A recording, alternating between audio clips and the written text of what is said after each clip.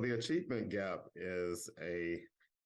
it's a phrase that isn't very well known, and a lot of people can't really explain it that well. And that's because it's hard to create a single measure of achievement, even though people try. But essentially, achievement gap is when you compare the achievement levels of one group against another group. Now, why is this problematic? It's problematic for a couple of reasons. One is that we assume that, or in order for the achievement gap concept to work, you have to look at a singular static measure or maybe an index of a few measures and use that as your way of conceptualizing or your theoretical construct of what achievement is. But when we really understand achievement on its most basic level, achievement really doesn't mean what the definitions of it or the construct of achievement doesn't really capture what achievement truly means to someone. Another reason why the achievement gap conceptualization is problematic is because it focuses on comparing one group against another.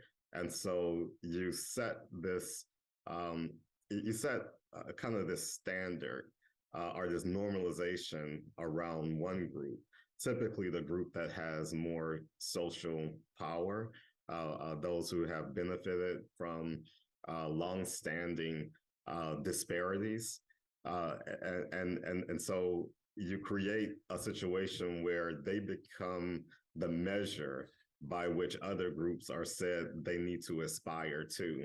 And just setting up this type of way of understanding the problem could be problematic and could lead to some biases and stereotype threat to the students who are in a group that is not or that's on the bottom of that achievement gap system.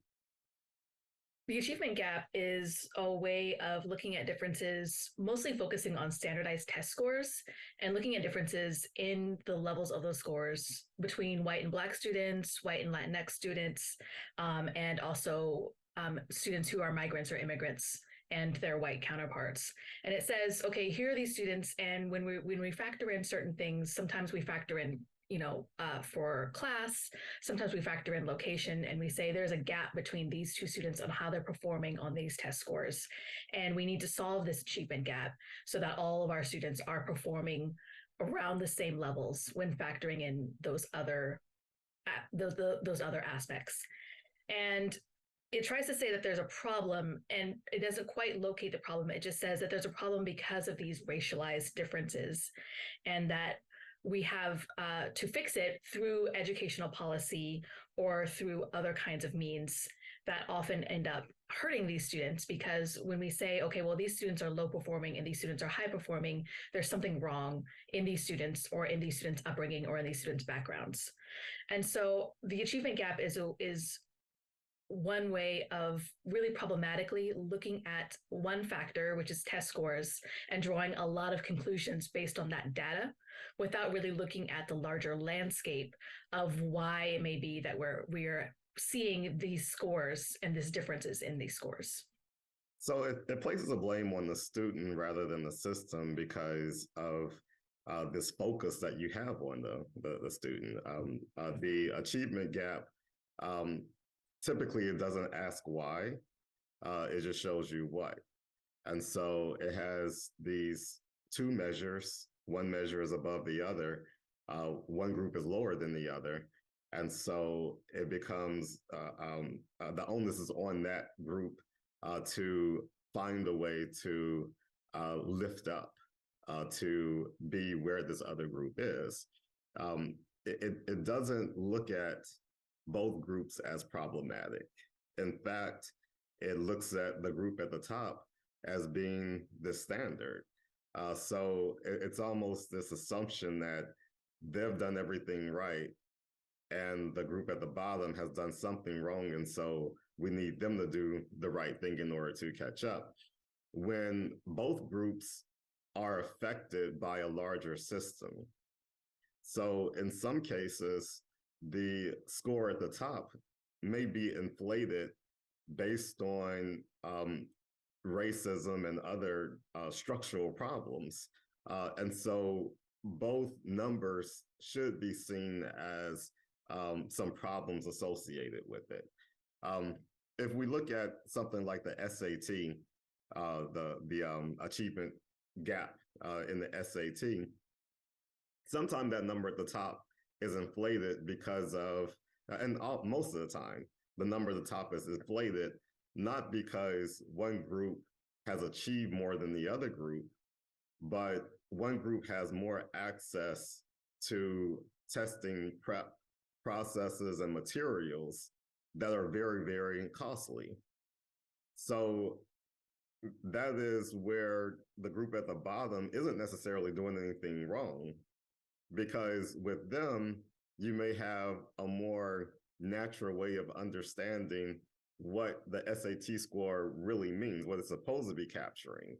Whereas this other group, it's inflated because they've done something that is really a little bit controversial in that they are learning certain techniques and they are cramming in some knowledge over the short period of time that may or may not have any long-term benefits to them, but it has a short-term gain of creating a higher SAT score. So that's an example of how using the achievement gap in the current way that we use it can help us or can lead us to miss some very important structural problems and certain aspects of the entire system that's flawed and needs to be changed.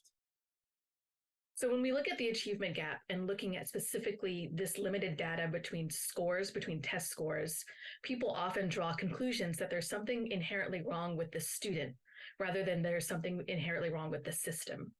And it's because we have this limited data that we're drawing these broad conclusions without looking at the larger landscape.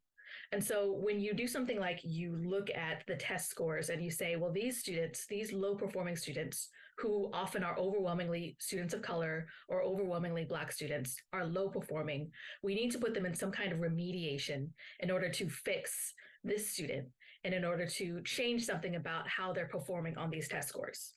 So this remediation program often looks at something like, okay, well, let's put them in this after school program and fix them that way, or let's give them more homework, or let's just put them together in the lower performing students class and hope that they can catch up to their white counterparts. This is problematic because it sends the message to the student that there's something inherently wrong with them. When you send that message, ultimately it becomes a self-fulfilling prophecy. If you tell a student you're low performing, you're struggling, you got to fix it, ultimately the student embeds that belief inside of them. And it makes them think, well, I'm low performing. There's nothing I can do about that. Ultimately, there's no growth that can happen in that. And so when we look at something like the achievement gap, it really doesn't actually fix the entire landscape of the problem, which is systemic differences, or it could be pedagogical differences in how students learn, or it could be a number of other factors. I really like Paul Gorski's book on this called Fix Injustice, Not Kids, and really wants to look at what are the injustices that are happening to the students that are causing them to appear that they're low performing based compared to their white counterparts. And this could be the fact of the test at all. Testing is weird. Standardized testing is really just that. It's standardized to a specific student. It could be linguistic, so the ways that questions are asked. It could be a number of other factors that we're not looking at. And when we limit it to something like the achievement gap, we're really not looking at the broader picture for why students are performing the way they do. And we're not really looking at how students can best show the knowledge that they do have.